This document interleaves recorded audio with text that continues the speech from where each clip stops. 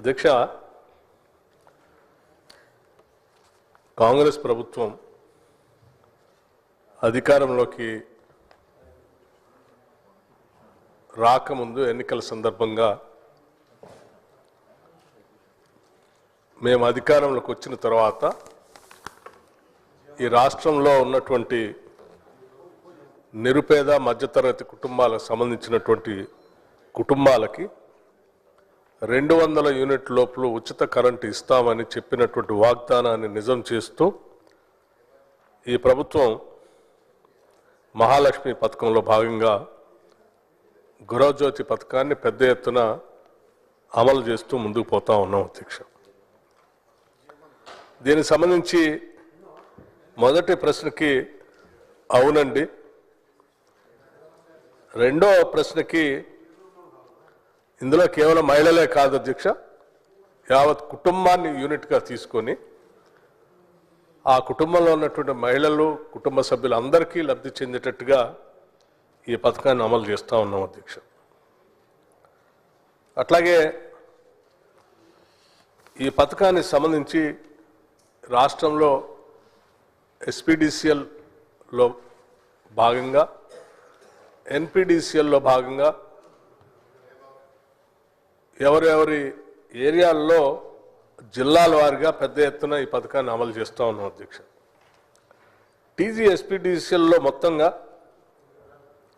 25,35,560 కుటుంబాలకి ఈ ఉచిత కరెంటుని 200 యూనిట్ లోపల వాడుకునేటువంటి వాళ్ళందరికీ కూడా వారు కట్టాల్సిన బిల్లుని వారు కట్టకుండా వారి తరఫున రాష్ట్ర ప్రభుత్వం ఈ టీజీఎస్పీడీసీఎల్కి ప్రతి నెల చెల్లిస్తూ ఉంది ఇన్ని లక్షల కుటుంబాలకి. అట్లాగే ఎన్పీడీసీఎల్ సంబంధించి కూడా ఆ పరిధిలో ఉన్నటువంటి జిల్లాల్లో 27,46,938 కుటుంబాలకి ఆ కుటుంబాలు చెల్లించాల్సినటువంటి 200 యూనిట్లకు సంబంధించిన బిల్లుల్ని వారి తరఫున రాష్ట్ర ప్రభుత్వం ఎన్పీడీసీఎల్కి ప్రతి నెల చెల్లిస్తూ ఉంది అధ్యక్ష. వెరసి మొత్తంగా రాష్ట్రంలో 52,82,498 కుటుంబాలకి ఈరోజు ఉచితంగా అంటే వారు కట్టాల్సిన బిల్లుల్ని వారి తరఫున రాష్ట్ర ప్రభుత్వం ఈ ఎస్పీడీసీఎల్కి ఎన్పీడీసీఎల్కి బిల్లులు చెల్లిస్తూ ఉంది అధ్యక్ష. దీనికి సంబంధించి మొత్తంగా ఇప్పుడు ఈ పథకాన్ని అమల్లో తీసుకొచ్చిన దగ్గర నుంచి 2025 డిసెంబర్ వరకు రాష్ట్ర ప్రభుత్వం ఈ 200 యూనిట్లు పొందుతున్నటువంటి లబ్ధిదారుల పక్షాన రాష్ట్ర ప్రభుత్వం ఈ ఎస్పీడీసీఎల్కి ఎన్పీడీసీఎల్కి చెల్లించినటువంటి మొత్తం 3,593 కోట్ల రూపాయలని ప్రజల పక్షాన రాష్ట్ర ప్రభుత్వం వారు చెల్లించింది అధ్యక్ష.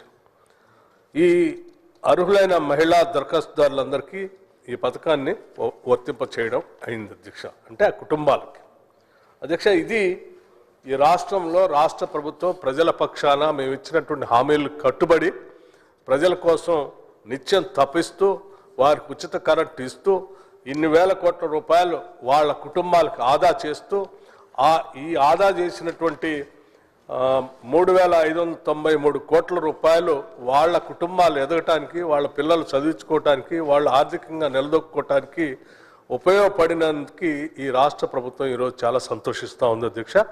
ఇప్పటివరకే కాదు, భవిష్యత్తులో కూడా మేము ఈ పథకాన్ని కొనసాగిస్తాం.